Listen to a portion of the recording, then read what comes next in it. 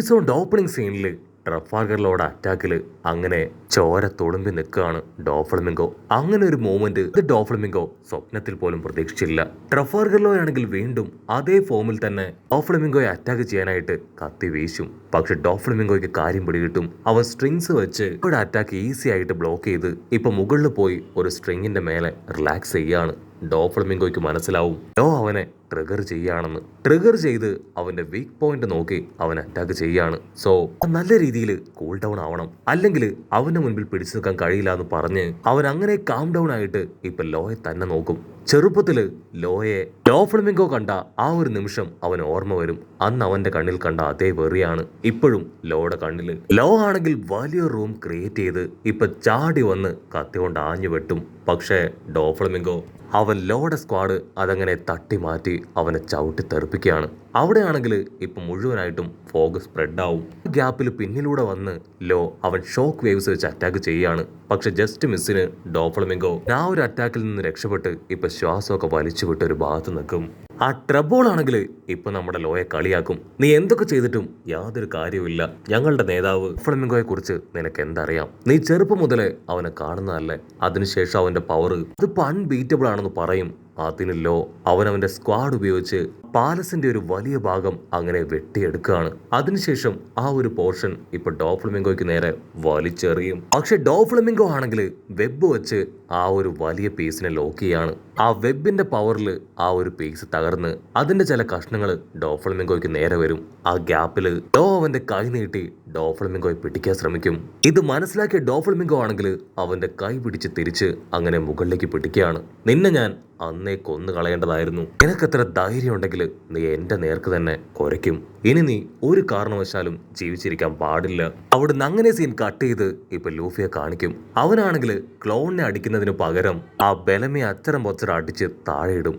അയ്യോ ഇല്ല ഇല്ല, ഐ എം സോറി, ഞാൻ നീയാണെന്ന് കരുതിയില്ല എന്ന് പറഞ്ഞ് ലൂഫി സോറി ഒക്കെ പറഞ്ഞ് ബെലമയുടെ അടുത്തേക്ക് വരും. പക്ഷെ അപ്പോഴേക്കും ബെലമി ലൂഫിയെ ചവിട്ടി താഴെയിട്ട് സ്ക്വാഡുമായിട്ട് അവനെ വെട്ടാനായി വരും. ലൂഫിക്കാണെങ്കിൽ വേറെ വഴിയില്ലാതെ അവന്റെ കൈ ഉപയോഗിച്ച് ഇപ്പൊ ബെലമി അങ്ങനെ ലോക്ക് ചെയ്ത് താഴെയിടും. ബെലമി അവനിപ്പോ ലൂഫിയുടെ കാലിൽ വീണ് കെഞ്ചുകയാണ്. ലൂഫി, എന്നെ കൊണ്ട് ഇനി ഒന്നും ചെയ്യാൻ കഴിയില്ല, ദയവ് ചെയ്ത് എന്നെ കൊന്നുകള.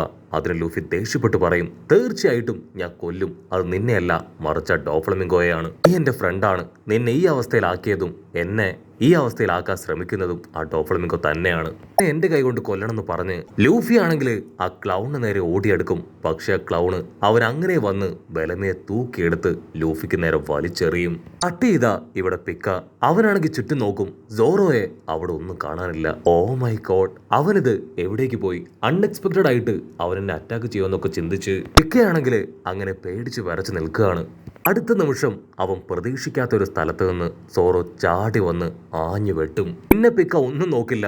നിനക്ക് എന്നെ തൊടാൻ പോലും കഴിയില്ല എന്ന് പറഞ്ഞ് 100-110 ഓടുകയാണ്. സോറോയും വിടാതെ പിക്കയെ കുറെ ചീത്തയൊക്കെ വിളിച്ച് അവന്റെ പിന്നാലെ ഓടും. അതേസമയം ഇവിടെ ആ കിങ് ആണെങ്കിൽ ഒരുപാട് പേരെ അവന്റെ കൺട്രോളിലാക്കുകയാണ്. അറ്റൻഷൻ സ്റ്റാൻഡിറ്റീസ് എന്നൊക്കെ പറഞ്ഞ് ഇപ്പൊ 1-2 പേരെ കയ്യിൽ ബോൾ പോലെ ചുരുട്ടിയെടുത്ത് അവർക്ക് നേരെ വലിച്ചെറിയും. സോറോ ആണെങ്കിൽ അതൊന്നും മൈൻഡ് ചെയ്യാതെ പിക്കയുടെ പിന്നിൽ ഓടിക്കൊണ്ടേ ഇരിക്കുകയാണ്. പിക്ക സ്ട്രെയിറ്റ് ആയിട്ട് ഒരു ചുമരിലേക്ക് വന്ന് അവിടെ അവന്റെ ഫേസ് ഇപ്പൊ വലിയ സൈസിലൊക്കെ ആക്കി കാണിച്ച് സോറോയെ വിരട്ടി ഓടിക്കാൻ ശ്രമിക്കും. ഓ നോ പിക്ക, ഓൾറെഡി നിന്നെ കാണാൻ 10 പൈസയ്ക്ക് കൊള്ളില്ല. നീ ഇതുപോലെ നിന്റെ ഫേസ് മാറ്റിയ എന്നെ കൊണ്ട് നിന്റെ ഫേസിലേക്ക് പോലും നോക്കാൻ കഴിയില്ല എന്ന് പറഞ്ഞ് അവനെ വീണ്ടും വീണ്ടും നാണം കെടുത്താണ്. പിക്കയാണെങ്കിൽ സോറോയെ അറ്റാക്ക് ചെയ്യാൻ ശ്രമിക്കും. പക്ഷെ സോറോ ആണെങ്കിൽ അവന്റെ എല്ലാ അറ്റാക്കിൽ നിന്ന് രക്ഷപ്പെട്ട് അവന്റെ ക്ലോസ് എത്തും. എന്നിട്ട് ക്യാഷ്ലായിട്ട് അവനെ നോക്കി ചിരിക്കുകയാണ്. അവിടുന്ന് അങ്ങനെ സീൻ കട്ട് ചെയ്ത് ഡോഫ്ലമിംഗോയെ കാണിക്കും. അവനാണെങ്കിൽ ലോയെ പിടിച്ചു വലിച്ച് മുകളിലേക്ക് കൊണ്ടുപോകും. എനിക്കറിയാം നിന്റെ പ്ലാൻ എന്നെയും ആ കൈഡോ ഞങ്ങളെ രണ്ടുപേരെയും തമ്മിൽ തെറ്റിച്ച് എന്നെ ഇല്ലാതാക്കാനാണെന്ന്. നീ ആരുടെയൊക്കെ കൂട്ടുകൂടി എന്തൊക്കെ ചെയ്തിട്ട് യാതൊരു കാര്യവുമില്ല. നിനക്കാകെ കൂട്ടിന് കിട്ടിയത് ആ സ്ട്രോഹർ ലൂഫിയല്ലേ? ആക്ച്വലി എനിക്കൊരു ഇര പോലും അല്ല. മാത്രമല്ല നിന്റെ കയ്യില് എന്റെ ബ്രദറിന്റെ ട്രിഗർ അതുണ്ടെന്ന് നീ പറഞ്ഞില്ലേ? നീയും എന്റെ ബ്രദറിനെ പോലെ തന്നെ ഒരു മണ്ടനാണ്. നിങ്ങൾക്ക് രണ്ടുപേർക്കും ട്രിഗർ യൂസ് ചെയ്യാൻ അറിയില്ല. നീ അല്ലാതെ പകരം വീട്ടാനായിട്ട് എന്റെ അടുത്തേക്ക് വരൂ. ആക്ച്വലി നീ വെറും ഒരു പൊട്ടനാണ്. നിന്നെ കൊണ്ടെന്നല്ല ആരെ കൊണ്ടും എന്നെ തകർക്കാൻ കഴിയില്ല. നിനക്ക് അന്നത്തെ ആ ഒരു ലെറ്ററിനെ കുറിച്ച് ഓർമ്മയുണ്ടോ? അവിടുന്ന് അങ്ങനെ സീൻ കട്ട് ചെയ്ത് ഇപ്പൊ ബ്രോ കൊടുത്ത ആ ഒരു സീക്രട്ട് ലെറ്റർ അത് കാണിക്കുകയാണ്. വെസ്റ്ററോസ ഐലാൻഡിനെ അതിനെ പ്രൊട്ടക്ട് ചെയ്യാനായിട്ട് ബ്രോ അവൻ അവസാനമായിട്ട് ലോയുടെ കയ്യിൽ ഏൽപ്പിച്ചതാണ് ആ ഒരു റോള്. സേഫായി നീ നേവിയുടെ കയ്യിൽ എത്തിക്കണം എന്ന് പറഞ്ഞാണ് ലോയെ അവൻ പറഞ്ഞയച്ചത്. പക്ഷേ ിലുണ്ടായിരുന്ന ഡോഫ്ലമിംഗോയുടെ സ്പൈ ആയ വെർഗോ അവനത് കൈക്കലാക്കി അതിൽ എഴുതിയതെല്ലാം മനസ്സിലാക്കും. വെർഗോ കാര്യം മനസ്സിലാക്കി തിരികെ വന്ന് ബ്രോയെ അറഞ്ചം പുറഞ്ച് അറ്റാക്ക് ചെയ്ത് അവസാനം ഡോഫ്ലമിംഗോയുടെ കൈകൊണ്ട് അവൻ കൊല്ലപ്പെട്ടു. ഡോഫ്ലമിംഗോ പറയും, നീ കറക്റ്റായിട്ട് മറ്റേതെങ്കിലും നേവിക്കാരന്റെ കയ്യിലായിരുന്നു അത് കൊടുത്തിരുന്നതെങ്കിൽ ബ്രോ അവനിപ്പോ ജീവനോടുകൂടെ ഉണ്ടായിരുന്നേനെ. ആക്ച്വലി അവനെ കൊന്നത് നീയാണ്, നീ ചെയ്ത തെറ്റ്, അതുകൊണ്ടാണ് അവന്റെ ജീവൻ നഷ്ടമായെന്ന് പറഞ്ഞ് അവനിപ്പോ ട്രഫാർഗർ ലോയെ കുറ്റപ്പെടുത്തും. ട്രഫാർഗർ ലോ മെന്റലി ഡൗൺ ആവുന്ന ആ ഒരു ഗ്യാപ്പിൽ ഇപ്പൊ ഡോഫ്ലമിംഗോ അവന്റെ സ്ട്രിങ് വെച്ച് ട്രഫാർഗർ ലോയെ അവനെ പതിയെ കൺട്രോൾ എടുത്തിരിക്കുകയാണ്. മാത്രമല്ല ഡോഫ്ലമിംഗോ തീർത്ത് പറയും, നീ ആ ലെറ്റർ അത് കറക്റ്റായിട്ട് നേവിയുടെ കയ്യിൽ ഏൽപ്പിച്ചാലും ഒരു കാര്യവുമില്ല. മറ്റേതെങ്കിലും ഒരു പദ്ധതിയോ വഴിയോ ഉപയോഗിച്ച് ഞാൻ ഈ ഡെസ്റോസ ഐലാൻഡ് അത് കീഴ്പ്പെടുത്തുമെന്ന് ഉറപ്പാണ്. ഫ്ലമിംഗോ അത് പറയേണ്ട താമസം ഇപ്പൊ ട്രഫാർഗറിലൂടെ കയ്യിൽ നിന്ന് അവന്റെ സ്ക്വാഡ് അത് തനിയെ താഴേക്ക് പോവാണ്. കാരണം ഫ്ലമിംഗോ ഓൾമോസ്റ്റ് മുഴുവനായിട്ടും ലോയെ ഇപ്പൊ അവന്റെ കൺട്രോളിൽ എടുത്ത് കഴിഞ്ഞു. ഫ്ലമിംഗോ ആണെങ്കിൽ അവന്റെ രണ്ട് കൈയും രണ്ട് വശത്തേക്ക് വിരിച്ചു പിടിച്ച് അവന്റെ ചുമലിൽ ചവിട്ടും. നീ കാരണമാണ് എന്റെ ബ്രദറിനെ എന്റെ കൈകൊണ്ട് യങ് ഏജിൽ എനിക്ക് കൊല്ലേണ്ടി വന്നത്. അതിന് ലോ പറയും, ഞാനല്ല, എല്ലാത്തിനും കാരണക്കാരൻ അത് നീയാണ്, നിന്റെ ബ്രോ. ചെയ്യാൻ കഴിയാത്ത കാര്യങ്ങളാണ് ഇത്രയും കാലവും എന്റെ ജീവിതവും ജീവനും ഒക്കെ വെച്ച് ഞാൻ ചെയ്തത്. എന്റെ മരണം വരെ ഞാനതിൽ ശ്രമിക്കും. നിന്നെയും ഒരു കാരണവശാലും ഞാൻ വെറുതെ വിടില്ല. അതിനാ ഡോഫ്ലമിംഗോ അവൻ ദേഷ്യപ്പെട്ട് പറയും, ആക്ച്വലി നീയാണ് ഇത്രയും കാലവും എനിക്ക് വലിയ തലവേദനയായിരുന്നത്. എനിക്ക് വേണ്ടി ഞാൻ ആഗ്രഹിച്ചിരുന്ന ആ ഓഫി ടേബിൾ ഫ്രൂട്ട് അത് നീ അടിച്ചു മാറ്റി. മാത്രമല്ല ഹസാർഡിലേക്ക് പോയി ഞാൻ ഒരുപാട് കാലമായി പടുത്തുയർത്തിയ എന്റെ സാമ്രാജ്യം നീ തകർത്തു. അതിനുശേഷം ഇപ്പൊ ഇവിടേക്ക് വന്ന് എന്നെ പൂർണ്ണമായിട്ട് നശിപ്പിക്കാൻ നോക്കുകയാണല്ലേ. ഇനി നീ ജീവനോടുകൂടെ ബാക്കി ഉണ്ടാവില്ല എന്ന് പറഞ്ഞ് ആ സ്ട്രിങ് ഉപയോഗിച്ച് അവനെ ഒരു ഒറ്റ അടി. ആ ഒരു അടിയിൽ അവന്റെ കൈ അറ്റുപോവാണ്. ലോയാണെങ്കിൽ വേദനയില് ഒച്ചത്തിൽ നിലവിളിക്കും. അത് കേട്ട് ട്രബോള് കൈയടിച്ച് ചിരിക്കും. വാവ്, നിന്റെ കരച്ചില് അത് സൂപ്പർ ആണെന്ന് പറഞ്ഞ് അവൻ വീണ്ടും കൈ കൊട്ടിക്കൊണ്ടേയിരിക്കും.